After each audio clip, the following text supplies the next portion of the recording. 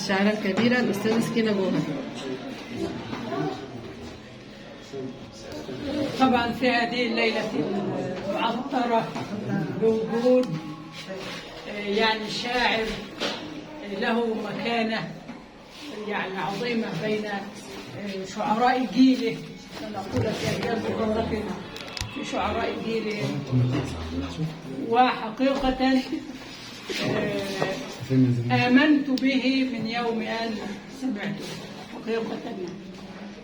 وهذه يعني بعض أبيات أهديها إليه مع جزيل الشكر للأستاذة هالة رئيس نادي أدب طلخة على دعوتها له ليزيدنا معرفة بالمشوار الأدبي. وتأكيدا لكلام حضرتك مع ظرف في عجالة، أنا كنت كاتب له قصيدة ترحاب بعتها له للأستاذة هالة، استحيت إن أنا أقولها. لا إن شاء الله تقولها بقى بعد. لأن بعد وجود حضرتك ما ينفعش.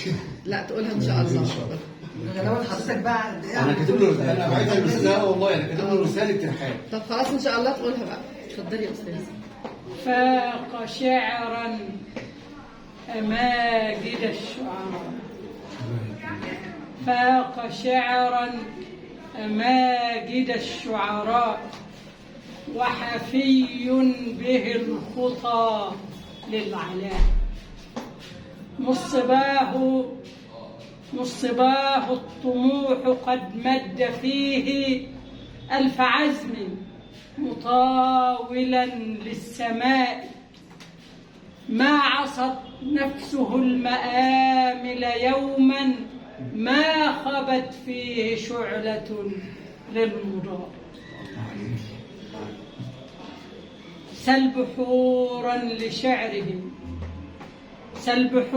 لشعره اليوم تحكي بفصيح أوائل الفصحاء، يملأ الكون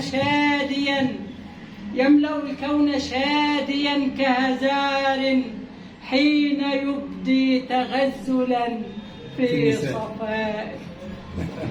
مش واحدة اسمها صفاء، ممكن نساء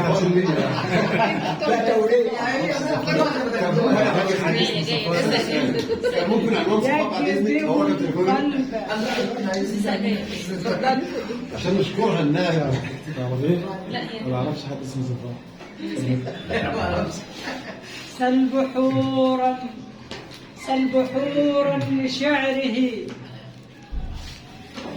بحورا لشعره اليوم تحكي بفصيح أوائل الفصحاء، يملأ الكون شاديا كهزار حين يبدي تغزلا في صفاء، يجذب القلب شعره حين يشدو بحروف تميل شجوى النساء. قلت لك ردي اهو انت بترد. وإذا واجه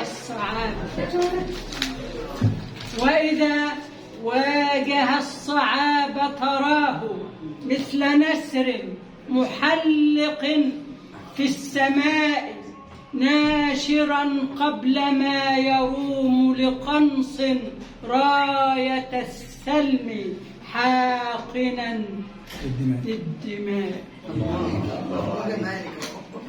وإذا واجه الصعاب تراه مثل نسر محلق في السماء، ناشرا قبل ما يروم لقنص راية السلم حاقنا للعداء. في جناحيه كبرياء مليك واثق الخطو مجزل للعطاء.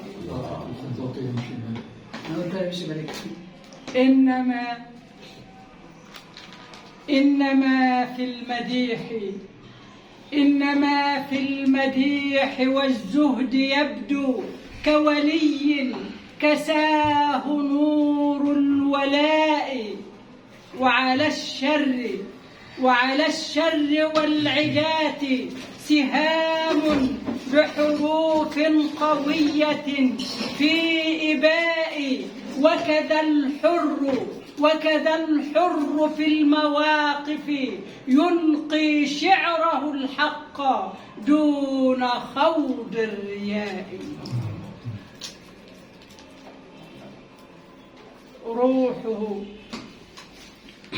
روحه المشتهية الخير تحكي روح من خلدوا من الأصفياء. ما علمت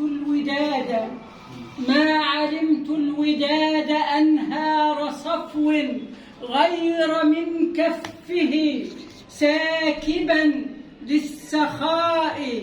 يا ابن حسان كيف أحصي سجايا منك فاضت بعزة الشرفاء. يا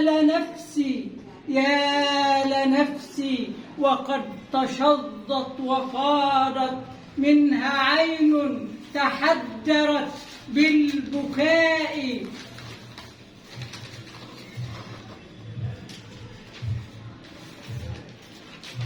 يا